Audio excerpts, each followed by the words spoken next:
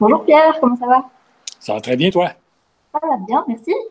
Merci de me rejoindre pour ce podcast AGF aujourd'hui. Alors, Ça me fait plaisir. pour ceux qui te connaissent un petit peu moins, j'ai quelques questions pour toi. D'abord, ça fait plus de 35 ans que tu es chez AGF maintenant. Est-ce que tu peux me résumer un petit peu ton parcours et me parler de ton poste actuel? Au début, AGF, c'était supposé d'être juste temporaire. J'étais supposé être ici pour quelques mois seulement. Je voulais juste renflouer un peu mon compte de banque pour retourner aux études.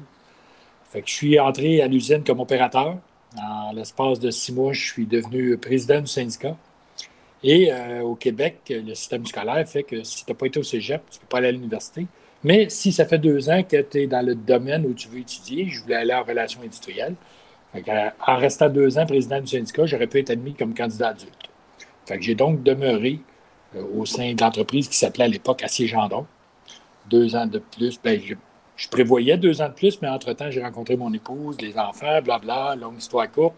J'ai été 10 ans de temps président du syndicat. Au bout de 10 ans, là, j'étais mieux pour un autre défi. J'étais un peu tanné de travailler dans la poussière puis dans les usines et de gérer.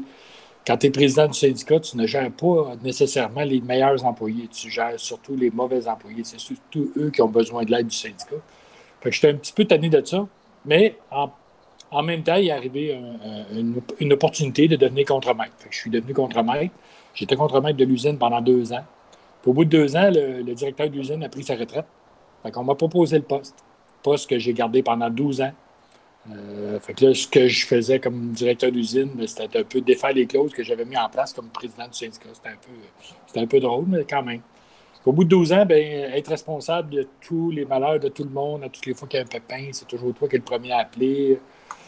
J'avais envie d'être responsable juste de mon travail à moi. Encore une fois, je me suis mis à regarder ce que je pouvais faire d'autre qu'être chez Acier AGF. Et une autre opportunité s'est présentée, un poste en approvisionnement. Fait que j'ai postulé. Je ne suis pas sûr que j'étais sur le radar au début, mais en tout cas, au final, je l'étais. Fait que c'est moi qui ai eu le poste. Puis je suis en approvisionnement depuis maintenant presque 12 ans. Super, tu as vraiment touché un peu à tout au final. L'opportunité d'être sur le terrain, dans l'usine, puis de gravir des échelons, c'est une belle carrière en tout cas. Ben, je suis la preuve vivante que Serge Gendron n'est pas rancunier. J'étais président du syndicat, puis regarde, je suis encore là. Très bien. I have another question for you. Could you explain me a little bit how does your department, the procurement department, how does it work? The process for the procurement of rebar and also for all the general material that we could use in the offices. Well, first, I need to make something clear. We're not an operational department. We're a strategic department. So that means we're not here to do the purchase order on a day-to-day basis. Our role is to determine what AGF needs, what are the real needs for everybody, and keep in mind that from one ocean to the other, we're all doing the same thing. We're all doing rebar, we're all supplying job sites. So mostly we use the same thing from one ocean to the other. So we try to standardize our practices, but we need to buy the best tool possible at the best price possible. So what we do is we gather the information of what we're buying, prepare a tender that we're going to send to a few suppliers. We're not going to take everybody because we don't want to overanalyze what we need. We pick the one who can help us from one ocean to the other. So there's probably like 5 or 6. Then we send our tender to those guys, and they know already what type of volume they can get from AGF. So it's easier for us to negotiate. We have some leverage. And then we turn around and we say to each branch, okay, from now on, for this type of product, please make your purchases to this supplier. Because often we negotiate additional rebate for volume. So it's very important. One of the questions we mostly hear often is, yeah, but if I go to my local Costco, I'll pay cheaper. So that's what I say to the people. If you're going to Costco and you're buying a pen, and your pen with our supplier is $1, and you can get it at 90 cents at Costco. How many pen are you buying? Because when you go to Costco, are you going there on your time or on our AGS time? So if you're doing it on AGS time, we need to pay you. So we need to add that to the invoice. Are you taking your car? Are you charging us for the gas? So we need to add that too to the invoice. And while you're gone, is there somebody doing your job? So at the end of the day, you lost 2 hours of work to buy pen. So I hope you bought thousands of pen to make up for the money we lost. So that's basically our role, is to make sure that what's the total cost for AGF at the end and make sure that we save some money. So, and when we change a supplier, we look at the big picture. What's the overall saving for AGF? But sometimes there could be a branch somewhere that is not saving any money by making the move.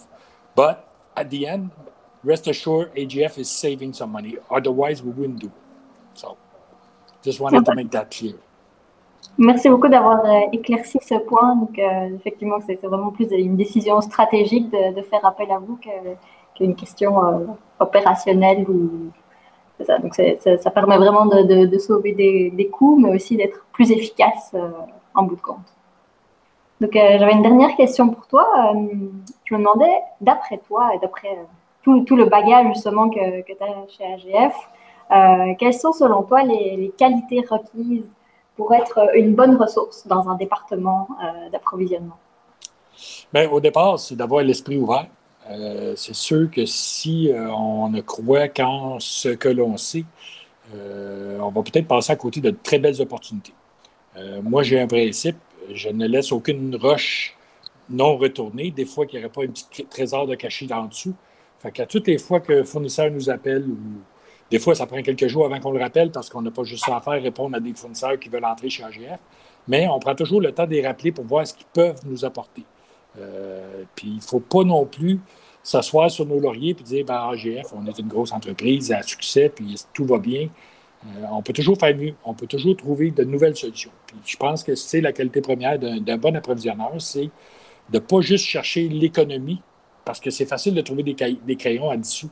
Mais est-ce que le crayon va durer assez longtemps? Il faut être capable de trouver, comme je dis souvent à nos fournisseurs, nous, on cherche un certain niveau de qualité, et dans ce niveau de qualité-là, on veut le meilleur prix. On ne veut pas nécessairement le prix le plus bas que les Chinois pourraient nous donner. Et je pense qu'avec cette vision-là, on ne peut pas se tromper.